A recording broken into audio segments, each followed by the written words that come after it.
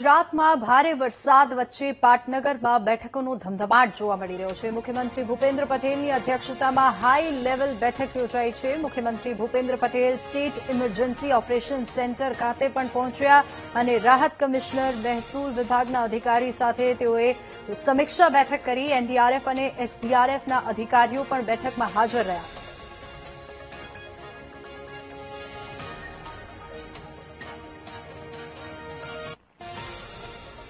મુખ્યમંત્રી ભૂપેન્દ્ર પટેલ સતત બીજા દિવસે સમીક્ષા કરી રહ્યા છે। ખાસ જે અત્યારે સ્થિતિ રાજ્યભરની અંદર વરસાદની છે તેની સમીક્ષા તેઓ સ્ટેટ ઇમરજન્સી ઓપરેશન સેન્ટર ખાતે કરી રહ્યા છે। સ્ટેટ ઇમરજન્સી ઓપરેશન સેન્ટર ઉપર અધિકારીઓ સાથે બેઠક જે છે તે થઈ રહી છે। રાહત કમિશનર મુખ્ય સચિવ એમ.કે. દાસ, મહેસૂલ વિભાગના અધિક મુખ્ય સચિવ જયંતિ રવિ છે, તેમની સાથે આ બેઠક થઈ રહી છે। એનડીઆરએફ એસડીઆરએફના અધિકારીઓ પણ આ બેઠકની અંદર ઉપસ્થિત છે।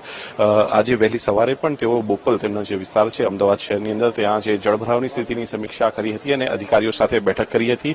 સાથે જ મહત્વપૂર્ણ બાબત એ છે કે જે મુખ્યમંત્રી જે છે ગઈકાલે પણ મોડી રાત્રે રાજ્યના તમામ જે જિલ્લાઓની અંદર જે વરસાદની સ્થિતિ છે તેની સમીક્ષા કરી હતી। સતત બીજે દિવસે જે છે બેઠકોનો દોર મુખ્યમંત્રીનો થઈ રહ્યો છે। આજે ઉત્તર ગુજરાતની અંદર ખાસ જે ભારે વરસાદની આગાહી કરવામાં આવી રહી છે। આજે ઉત્તર ગુજરાતના જે મહેસાણા, પાટણ, બનાસકાંઠા, જે અરવલ્લી સહિતના જે વિસ્તારો છે, અમદાવાદ અને તેની આસપાસના જે વિસ્તારો છે ત્યાં ભારે વરસાદની આગાહી કરવામાં આવી છે। તેને જોતા વરસાદની જે સ્થિતિ છે તેની સમીક્ષા અત્યારે હાલ મુખ્યમંત્રી ભૂપેન્દ્ર પટેલ કરવા માટે પહોંચ્યા છે। અલગ અલગ વિભાગના તમામ અધિકારીઓ ઉપસ્થિત છે। જળસંપત્તિ વિભાગ હોય, માર્ગ અને મકાન વિભાગ હોય, ઉર્જા વિભાગ હોય, આરોગ્ય વિભાગ હોય, તમામ અધિકારીઓ સાથે આ બેઠક જે છે